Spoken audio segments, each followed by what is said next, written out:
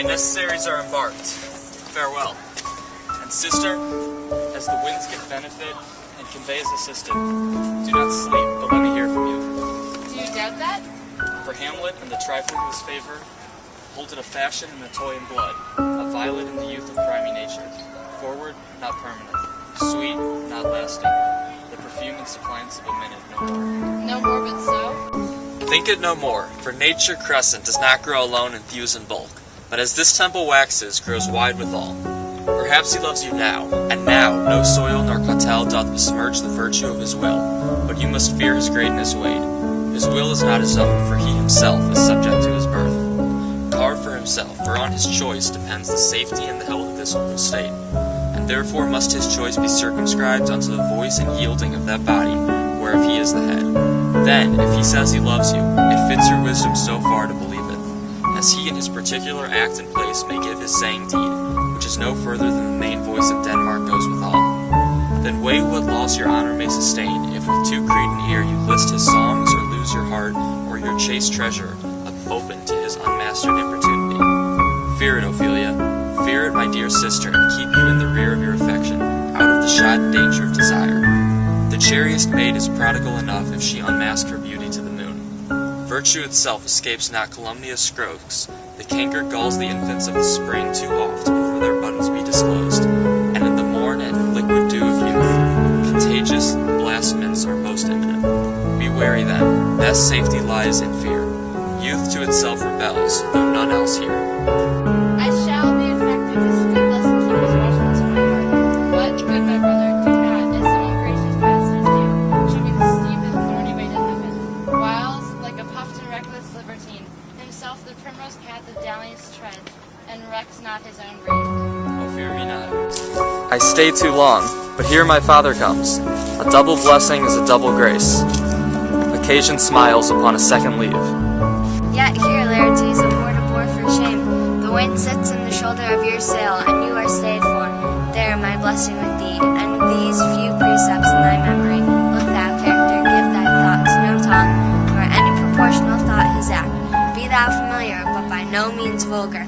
Those friends thou hast in their adoption tried grapple them onto their soul with hoops of steel, but do not dull thy palm with entertainment of each new-hatched unflinched courage. Beware of entrance to a quarrel, but being in birth that the opposed may beware of thee. Give every man thy ear, but few voice. Take each man's censure, but resolve thy judgment.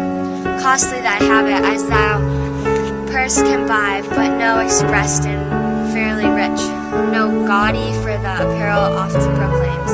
The man and they in France of the best rank and station are a most selection and generous chief in that. Neither a borrower nor a lender be, for a loan of oft loses both itself and friend, and borrowing dulls the edge of husbandry.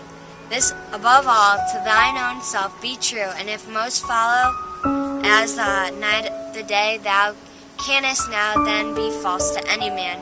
Farewell, my blessing season this indeed. Most humbly do I take my leave, my lord. The time invests you. Go, your servant sent. Farewell, Ophelia, and remember well what I've said to you. 'Tis in my memory locked, and you yourself shall keep the key of it. Farewell. What is it, Ophelia, he has said to you? So please you, something touching the Lord Hamlet. Very well. 'Tis told me he hath very often of late, in her private times to you and to yourself, that proud, was free and